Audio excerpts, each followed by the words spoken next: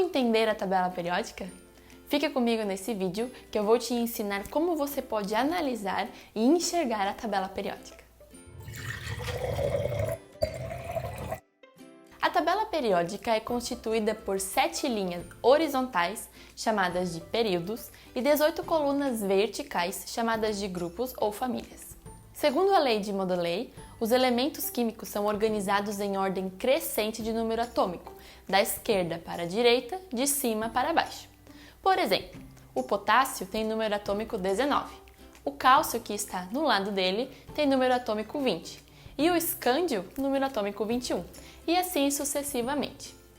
Além de períodos e famílias, existe a série de lantanídeos e actanídeos. Na terceira coluna e sexta linha, é como que ali dentro ficassem 15 elementos.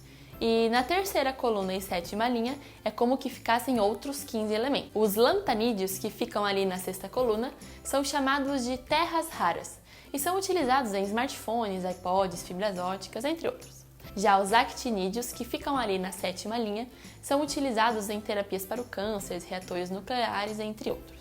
As colunas, grupos ou famílias, nos mostram os elementos que possuem as mesmas características por possuírem configurações eletrônicas semelhantes. Então vamos falar um pouquinho sobre cada grupo. O grupo 1 é chamado de metal alcalino. Uma propriedade desses elementos é que todos eles possuem uma forte reação com a água. Já o grupo 2 é chamado de metais alcalinos terrosos, e a sua maioria é encontrado facilmente na natureza, daí o nome terrosos. Pulando um pouco agora do grupo 13 ao 15, nós chamamos cada família do nome do primeiro elemento, ou seja, a família 13 é a família do boro, a do 14 é a família do carbono e a 15 é a família do nitrogênio. Já o grupo 16 é conhecido como a família dos calcogênios, pois todos esses elementos eram encontrados em minérios de cobre. O grupo 17 é a família dos halogênios, que do grego significa formadores de sais. O grupo 18 são os gases nobres, pois eles não se misturam com ninguém.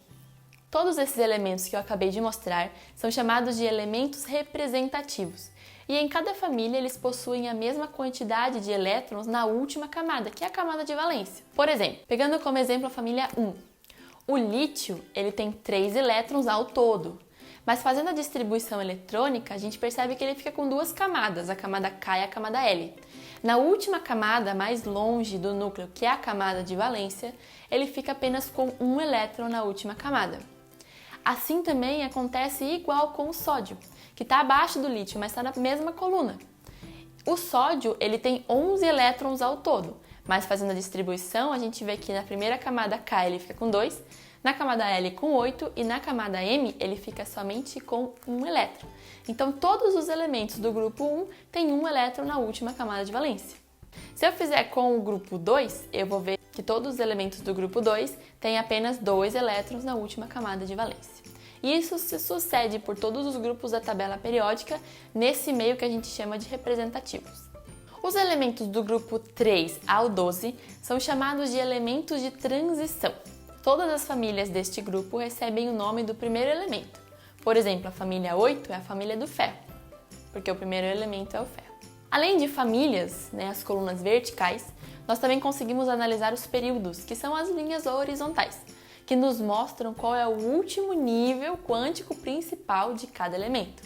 Por exemplo, o elemento cálcio, que está no quarto período, vai ter 4 níveis quânticos principais, ou seja, ele vai ter ao todo 4 camadas, K, L, M e N.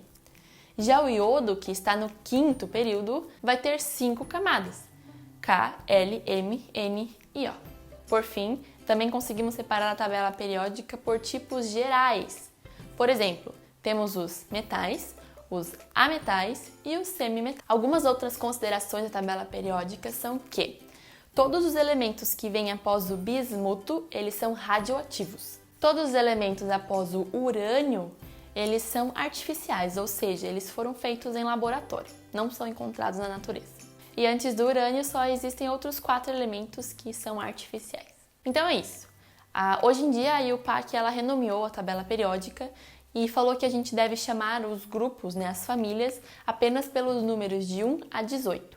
Antigamente existia uma outra divisão da tabela periódica, onde os grupos eram divididos entre A e B, Mas hoje isso não existe mais, todas elas são chamadas de 1 a 18. Então é isso. Esse foi o vídeo sobre as classificações da tabela periódica, como podemos olhar para ela e analisar certos elementos. Se esse vídeo te ajudou de alguma forma, não esqueça de dar o joinha, de se inscrever no canal e ativar o sininho. Até a próxima!